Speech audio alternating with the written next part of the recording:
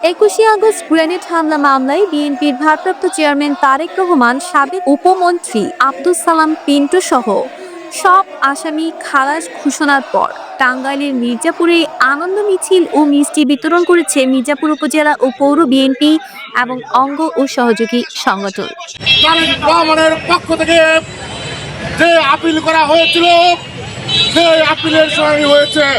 এ সময় উপস্থিত ছিলেন পৌর বিএনপির বিপ্লবী সাধারণ সম্পাদক এস.এম. মহসিন, উপজেলা বিএনপির যুগ্ম সম্পাদক আলতাফ মিয়া, উপজেলা বিএনপির সাংগঠনিক সম্পাদক জনাব টি.এম. শফিকুল ইসলাম ফরিদ, পৌর বিএনপির সাংগঠনিক সম্পাদক জনাব রমজান আলী, সহযুব দল, ছাত্র দল, স্বেচ্ছাসেবক দল, মহিলা দল, ওলামা দল সহ অন্যান্য নেতৃত্ব বৃন্দগণ।